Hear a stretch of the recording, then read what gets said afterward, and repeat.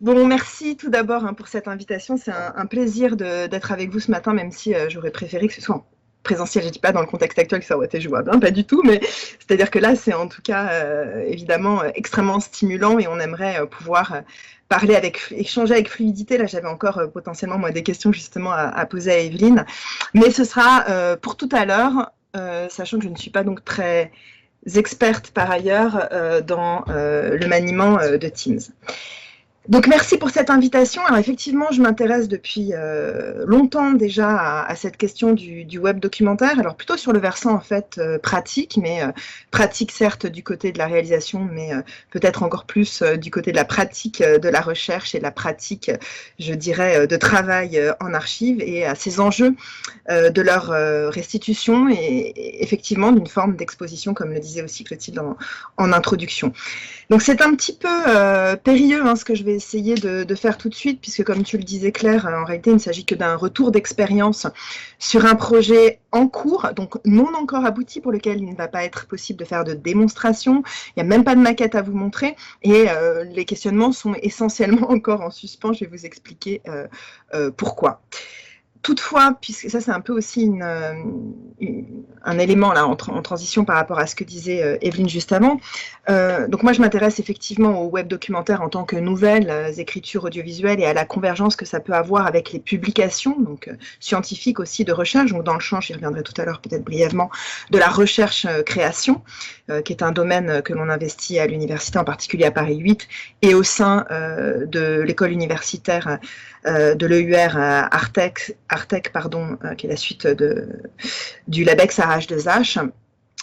Donc c'est vraiment cette articulation entre théorie et pratique aussi qui m'intéresse depuis longtemps. Cela dit, moi j'ai le sentiment que depuis quand même quelques années, donc ces pratiques ont quand même du web documentaire ont beaucoup moins le vent en poupe dans le domaine cinématographique. Je le vois en études cinématographiques audiovisuelles singulièrement, je dirais malheureusement. Peu aussi dans le domaine spécifique de la recherche, et là je pense que la question des financements qu'évoquait Claire tout à l'heure joue un rôle important. Alors j'espère qu'il y aura peut-être justement un renouvellement du côté du monde des archives et de l'univers des institutions patrimoniales, parce que je pense, et c'est pour ça que je m'y suis engagée autour donc, des leçons de cinéma du Festival international du film de femmes de Créteil, je pense que c'est un outil merveilleux, un médium extrêmement utile pour valoriser des archives, et en l'occurrence pour ce qui va nous concerner là, des archives orales, filmées, mais évidemment mises en lien avec d'autres types de documents. Alors, ce projet que je vais présenter avec les interrogations en cours, sachant que l'enjeu sera probablement ensuite davantage d'échanger,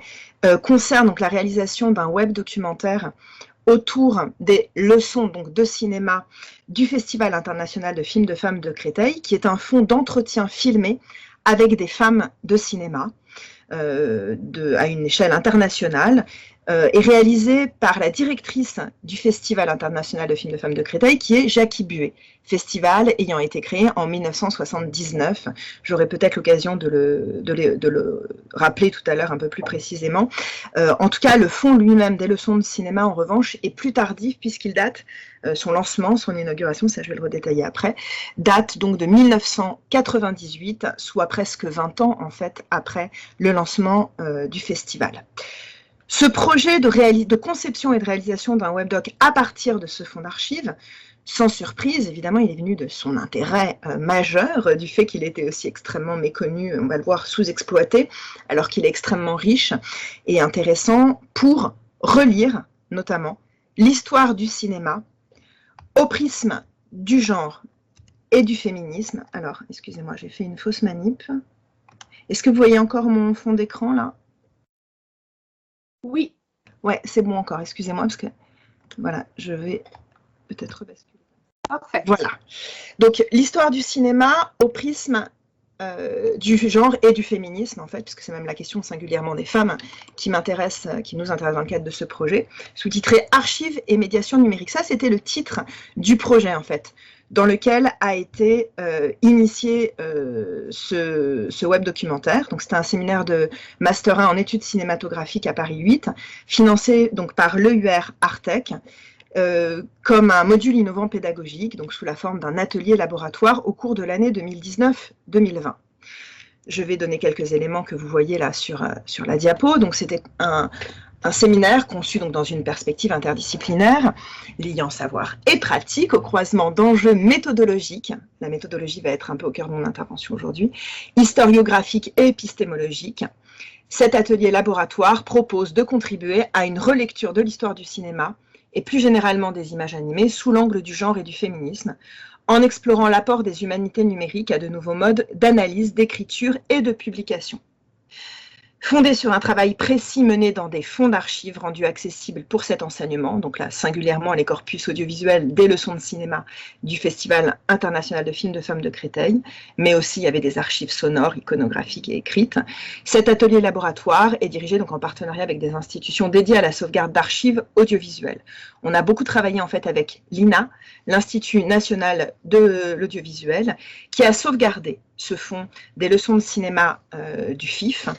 que j'utiliserai acronyme pour désigner donc le Festival international de films de femmes de Créteil.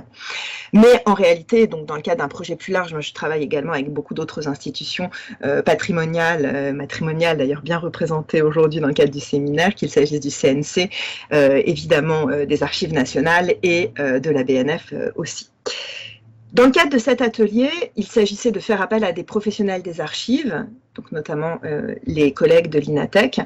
et à des professionnels des écritures transmédiatiques. Et on a beaucoup travaillé avec un réalisateur lui-même spécialiste et formateur, notamment au logiciel de web documentaire Clint, qui est Simon Duflo, D-U-F-L-O, qui nous a accompagnés tout au long du processus, et donc je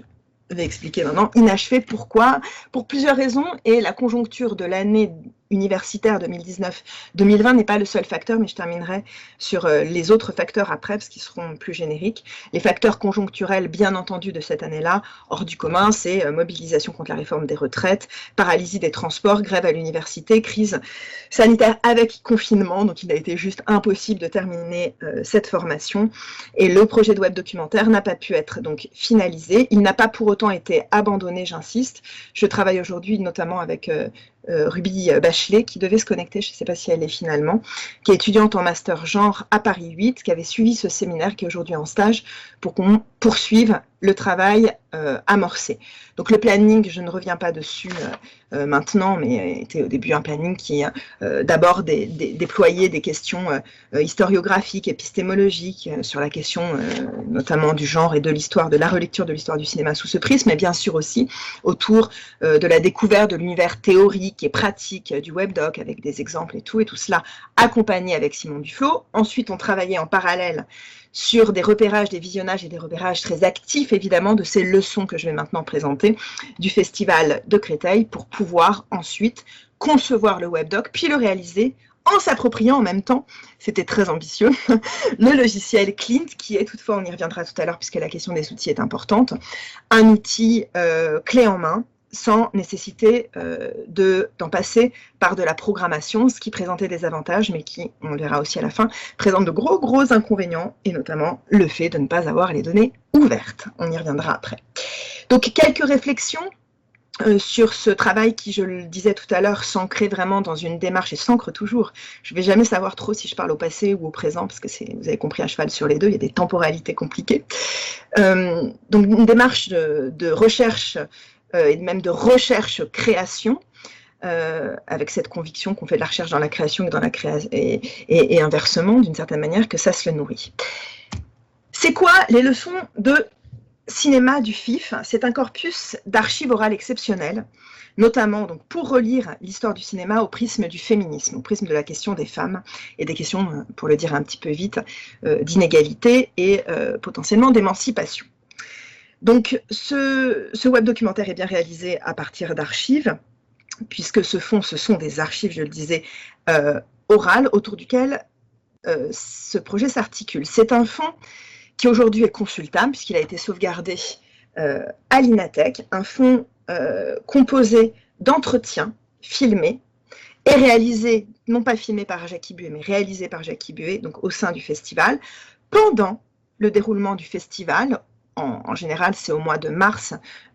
chaque année. Il y a eu quelques éditions exceptionnellement au début avril pour que ça ne se chevauche pas avec le cinéma du réel. Donc des entretiens avec des femmes de cinéma, réalisatrices et collaboratrices de création, des scénaristes, des techniciennes, des actrices, aussi bien françaises qu'étrangères. Cette dimension internationale, j'ai déjà insisté dessus, est vraiment cruciale.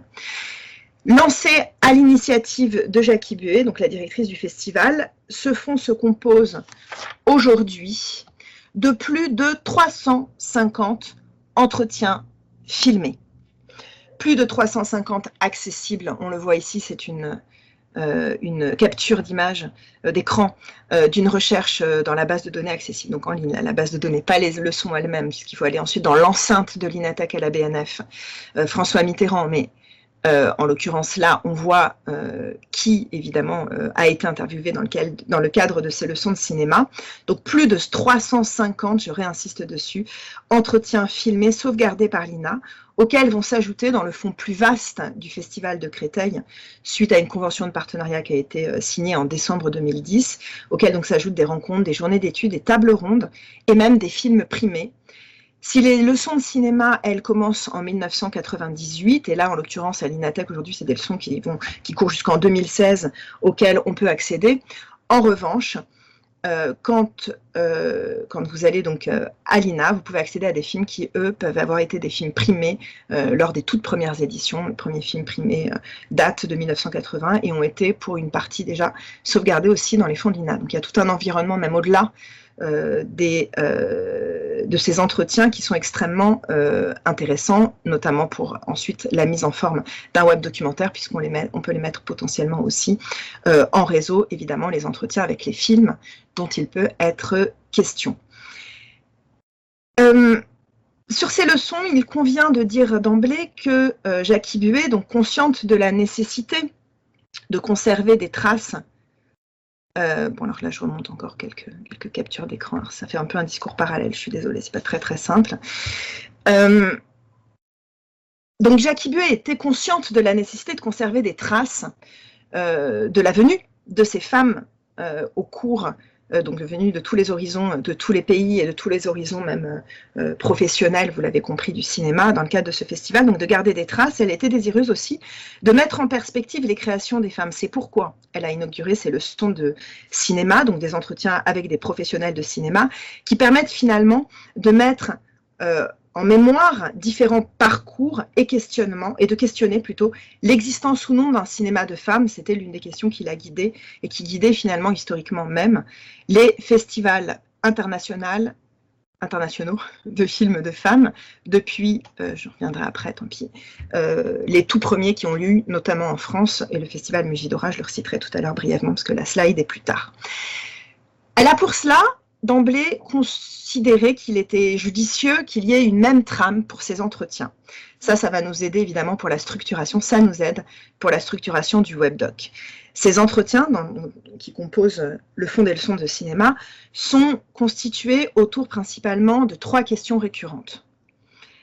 Pouvez-vous nous parler de votre parcours et de votre rencontre avec le cinéma?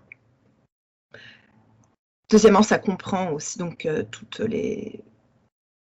les origines et les racines, en fait. Bon, c'est très libre, évidemment, les réponses après. Mais donc, c'est avant même la possible formation, puisque ça intervient en deuxième question, qu'elles auraient reçue. Avez-vous donc une formation cinématographique ou êtes-vous arrivé au cinéma par d'autres chemins? La question des parcours donc, se pose doublement en termes de parcours personnel et de parcours professionnel. Les réponses, vous imaginez, à toutes ces questions étant extrêmement riches et intéressantes et structurantes pour nous, pour le webdoc derrière. Troisièmement, donc, pouvez-vous nous décrire votre méthode de travail, votre manière de faire du cinéma? Comment définiriez-vous votre style? Alors, évidemment, spontanément, on pourrait penser que ça, et ça, c'est effectivement très utile. Hein. Après, quand même, pour structurer notre webdoc, en revanche, il faut avoir conscience que ce fond est extrêmement, de nature extrêmement variée.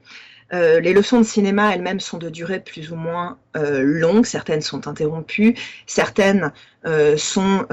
doublées en français, ce qui change complètement, donc elles sont, les personnes s'expriment dans leur langue natale et sont doublées en français. Ça peut créer des effets d'interaction très étranges. Elles ne sont, évidemment, c'est un ensemble extrêmement hétérogène, au-delà même, bien entendu, des réponses apportées. Et donc, sur leur durée, pour vous donner un ordre d'idée, il y en a quelques-unes qui sont très courtes, qui font carrément une quinzaine de minutes, hein, voire 12 minutes parfois. En revanche, d'autres vont faire presque 2 heures, comme celle, notamment, avec Agnès Varda. Par ailleurs, dans les témoins, il y a des réalisatrices françaises, pardon, j'ai choisi quelques captures d'écran pour vous montrer que même si aussi il était prévu initialement, d'ailleurs, que les leçons de cinéma se fassent dans un même environnement, donc sur fond noir, contexte d'entretien en intimité devant un public extrêmement réduit, parfois d'ailleurs sans public du tout, un dialogue direct parfois, simplement donc avec Jackie Buet, avec un fond noir. En réalité, c'est pas forcément le cas de toutes. Il y en a certaines qui ont été quand même tournées dans des contextes différents. Donc en réalité, l'homogénéité, même formelle, évidemment, n'est pas totale. Et vous imaginez que depuis 98, en plus, les dispositifs et le contexte a pu changer, d'autant plus, vous l'aurez là aussi compris, que c'est extrêmement lié, d'ailleurs les leçons en sont elles-mêmes témoins, à la conjoncture même du festival. C'est-à-dire que les femmes qui sont interviewées, qui témoignent, sont interviewées parce qu'elles sont invitées du festival, en lien donc, leur intervention se fait en lien finalement aussi avec la programmation de chaque session. Donc ça va être important aussi pour scénariser, nous, ensuite, notre web documentaire, c'est-à-dire qu'évidemment, ces leçons de cinéma sont elles-mêmes des témoins donc, de l'histoire du festival et de l'histoire des choix de programmation et des raisons pour lesquelles chacune de ces professionnels du cinéma, réalisatrices et autres collaboratrices de création sont présentes. Beaucoup de réalisatrices internationales, Safi Faye, Sarah Maldoror, donc vous pouvez,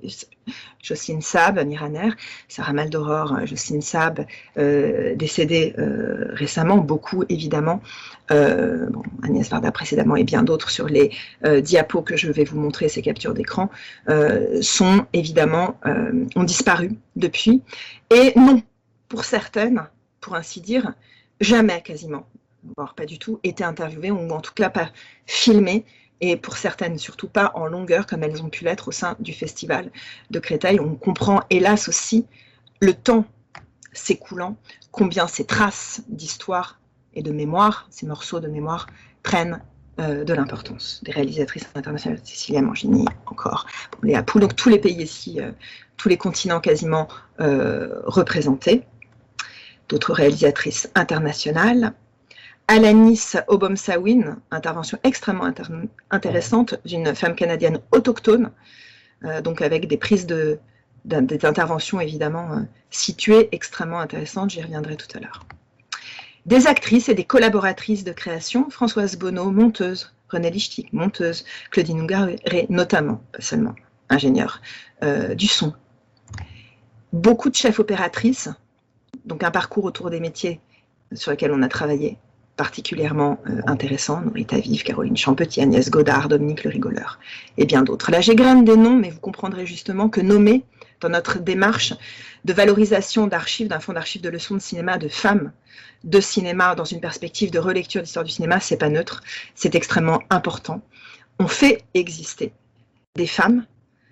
actives dans le monde professionnel du cinéma, et pourtant extrêmement connues. Des réalisatrices en tout genre et en tout... alors là, il y a un jeu de mots, en l'occurrence, notamment pour Barbara Hammer et Carole Roussopoulos, par rapport au questionnement porté par leurs propres films. Mais là, je pensais d'abord au genre cinématographique, cinéma expérimental, cinéma militant, cinéma documentaire, mais aussi engageant, pour certaines, des parcours dans des mondes techniques et de production très différents et pas nécessairement professionnels, broadcast, 35 mm, avec sortie en salle, etc. Donc des parcours extrêmement riches, dimension par ailleurs de cette, je n'aime pas trop le terme, mais tant pis, de cette question un peu de la marginalité par rapport au cinéma hégémonique, question extrêmement importante quand on s'intéresse au cinéma des femmes. Les fiches telles que décrites, et donc ça a été, là je reviens sur la matière à partir de laquelle on a travaillé avec les étudiants, et du coup là où on en est aujourd'hui dans le travail et les réflexions autour de la construction de ce web documentaire, les fiches établies par l'INA, à la fois évidemment déjà très précieuses, avec un résumé producteur certes, mais surtout avec un chapeau et des descripteurs, évidemment des durées, des dates, etc., et des noms bien sûr, des titres qui sont indiqués, mais fiche au demeurant néanmoins assez sommaire quand vous pensez précisément que certaines de ces leçons de cinéma font jusqu'à 2 heures et n'ont pas été décryptées. On n'avait pas de transcription sur lesquelles s'appuyer. Donc on avait un matériau exceptionnel, alors là ce sont des affiches du début du festival, donc d'un festival lui-même est exceptionnel, donc première édition en 79, qui met la création des femmes à la suite d'un pionnier qui était le festival Musidora, donc la création des femmes, création cinématographique des femmes au cœur de ses préoccupations. Mais avec extrêmement peu, je le disais quand même, de documentation sur ce fond du reste extrêmement ignoré, d'autant plus ignoré, et là, c'est pas un hasard si je m'arrête un petit peu sur cet extrait d'une parole de Noël Burch et de Geneviève Cellier qui explique les résistances aux approches gender dans les études filmiques au sein de l'université française, c'est que l'approche qui domine le cinéma en France à l'université comme dans l'enseignement secondaire, et je suis d'accord avec eux dans les milieux culturels également, privilégie une esthétique de l'auteur, l'esthétique et l'auteur dans un héritage de la cinéphilie savante, et que de fait, disons, pour le dire un peu caricaturalement, ces productions de femmes ont été finalement extrêmement ignorées des histoires du cinéma telles qu'elles ont été construites dans une élaboration d'une certaine culture légitime, avec une attention donc privilégiée, portée donc aux qualités formelles des films. Et en fait, les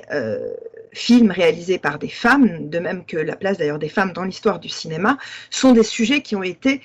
extrêmement peu abordés, et il y a un travail extrêmement central à refaire autour de ces enjeux-là, à remener, j'aurais éventuellement, je le développerai tout à l'heure, mais je vois que l'heure tourne, il faut que je fasse attention pour en arriver à ce qui nous concerne ici, qui est quand même le webdoc, mais dans notre geste de relecture de l'histoire du cinéma, il faut avoir conscience que justement, c'est un fond exceptionnel sur lequel on va pouvoir s'appuyer pour faire exister quelque chose qui est absent, en gros, des histoires du cinéma. Donc il y a un double geste de valorisation évidemment d'un fonds d'archives et un geste épistémologique, historiographique en fait, scientifique qui est en jeu ici. Donc on dispose d'un fonds exceptionnel qui est un fonds de rencontres. Donc le Festival de Créteil a fait par ailleurs un certain nombre de publications aussi pour accompagner les travaux scientifiques, mais qui n'a pas forcément intégré une exploitation de ses propres leçons de cinéma. C'est un paradoxe, mais elle souhaite le faire de plus en plus, mais elle se heurte aussi à des problèmes financiers et de ressources humaines, en fait, de temps et d'argent à consacrer à ce projet-là, d'où cette collaboration qui était extrêmement bienvenue dans le cadre du cours. Donc on avait comme ça des leçons de cinéma qui témoignaient d'une rencontre privilégiée avec des réalisatrices et plus généralement des collaboratrices aussi de création, qui étaient de véritables leçons de vie, chose qui permettait aussi de comprendre les obstacles rencontrés par ces femmes pour s'affirmer dans le champ cinématographique, dans le monde professionnel, mais aussi avec des éléments pour comprendre des problèmes de diffusion et d'accès potentiellement aussi à la postérité, enjeu qui nous intéresse avec les webdocs, puisqu'il s'agit pour nous, avec les archives et le passage à la valorisation de ces mémoires, finalement aussi, de favoriser cette écriture qui permet un ancrage dans le temps et un passage à la postérité de ces femmes. Tous ces témoignages étaient absolument passionnants et il s'agissait de travailler évidemment dessus avec les étudiants. Comment s'y prendre? Je saute beaucoup de choses que j'avais prévues pour mettre en évidence la question de la valorisation et de l'éditorialisation des archives par la réalisation d'un web documentaire et cet ancrage que je défends donc dans la recherche ou création. Pourquoi cet attrait pour le web documentaire dans le cadre de ce travail dont vous avez compris les enjeux épistémologiques et historiographiques et patrimoniaux, donc scientifiques, pédagogiques, on va dire, et culturels? Eh bien, bien sûr, un intérêt du webdoc réside sans surprise dans sa nature même. Tout ça a été parfaitement, évidemment, évoqué précédemment par Clotilde Rouillet et Evelyne Boudou. C'est que le principe même du web documentaire en tant que film documentaire, donc par ce geste fait par et avec le web comme espace et outil de production, de création et de diffusion, c'est quelque chose qui nous intéressait, ce geste documentaire nous important, cet enjeu de scénarisation pour essayer aussi de marquer le public, pour essayer d'attirer finalement justement un public, et pas seulement en fait grand public, mais aussi un public de chercheurs justement, et de gens qui s'intéressent aux archives. Voilà, le public de notre web documentaire n'est pas très évident pour l'instant, on pourra y revenir après précisément, parce qu'on aura envie de dire toute personne qui s'intéresse à la question des liens entre femmes, féminisme et cinéma, pour le dire un petit peu vite. Et donc, de manière assez simple, le web documentaire en tant que création multimédia, libre et engagée, voire engageante, permettant de partager des documents éditorialisés, ça c'était extrêmement important d'un point de vue scientifique et pédagogique, et même donc patrimonial, puis ça permet d'enrichir même les fiches dans les fonds documentaires, c'était un enjeu majeur. On pouvait valoriser des archives audiovisuelles en résonance avec d'autres documents, donc pas strictement audiovisuels, possiblement en regard et en complémentarité, des photographies, des archives, des affiches, des biographies, etc., tout en mettant en évidence, évidemment, et c'était là-dessus que la narration devait se déployer, notre souhait narratif, donc, était évidemment aussi de mettre en évidence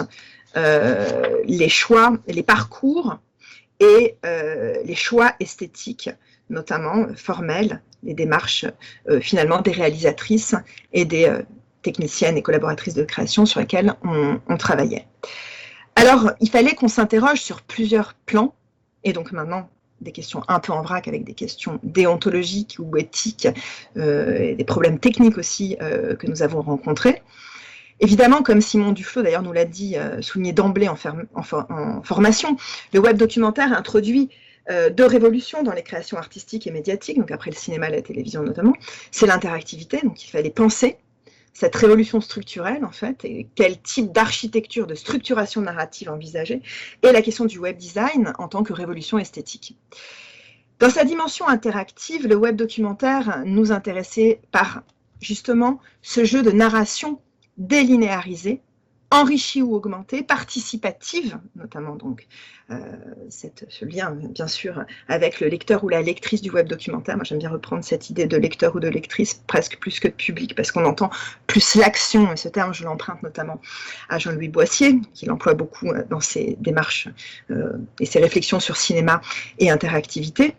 Et ce champ donc des possibles était une chance pour raconter des histoires différentes, et singulièrement une autre histoire du cinéma. Le web documentaire posait aussi des questions esthétiques nouvelles, bien entendu, avec cette réflexion nécessaire sur la mise en forme de la conception et la mise en forme d'une interface. C'était pas évident en un temps record, et d'ailleurs, je vais surtout partager avec vous maintenant les apories non résolues, hein, c'est un peu le propre peut-être des apories, auxquelles on a été confrontés, et dans le cadre de ce travail, et au premier abord, ça a été évoqué en creux tout à l'heure, ou même en plein déjà par Claire, c'est contribuer à une écriture de l'histoire, en l'occurrence ici du cinéma, en réalisant un web documentaire, c'est-à-dire construit à partir d'archives audiovisuelles, mais c'est-à-dire intégrant, étant, je veux dire, une création personnelle, intégrant et porté par un point de vue d'auteur. Est-ce que ça n'était pas paradoxal, voire contradictoire, d'un point de vue donc, de confrontation entre déontologie archivistique, démarche historique, écriture filmique, délinéarisée en l'occurrence, mais quand même écriture filmique. Ce paradoxe, à mon avis, n'est qu'apparent, et là je rembrayerai d'ailleurs dans la lignée de ce qu'a dit ensuite Evelyne, c'est-à-dire que il convient probablement pas d'opposer de manière simpliste, tout ça aussi pour lever en fait peut-être une certaine réserve de la part des archivistes, peut-être, face à cette idée de web documentaire, et donc de nécessité, on va le voir, de prélever dans un fond vaste et dont normalement on doit préserver, en tout cas d'un point de vue archivistique, l'intégrité, et qui évidemment dans le web documentaire ne le permet pas. C'est même le propre du web documentaire, on ne va surtout pas reproduire en intégrité, ça n'aurait pas de sens, et c'est pas possible. Il s'agit de scénariser, on prélève des morceaux, des fragments, on va y revenir, des fragments numériques, c'est évidemment indispensable. Donc, levons cette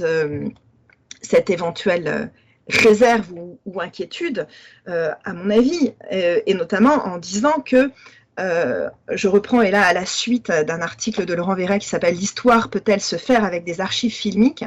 paru en 2003 dans la revue 1895, et qui qui est un article extrêmement intéressant qu'il développe à partir de sa propre expérience de réalisateur, évidemment lui-même chercheur, historien du cinéma, historien du cinéma, les deux, autour de son film L'héroïque cinématographique, sur les archives cinématographiques de la Grande Guerre, et donc à sa suite, je dirais, lui-même reprenant d'ailleurs la formule de Rancière, mettant en avant l'idée de fiction historique documentaire, que, en fait, là, on peut rentrer de plein pied, c'est extrêmement intéressant, dans une autre écriture historique, pensée entièrement constituée d'images animées, ou là on pourrait dire d'images d'archives, parce qu'elles ne seront pas pour nous strictement animées, même si elles en sont le cœur, avec mise en intrigue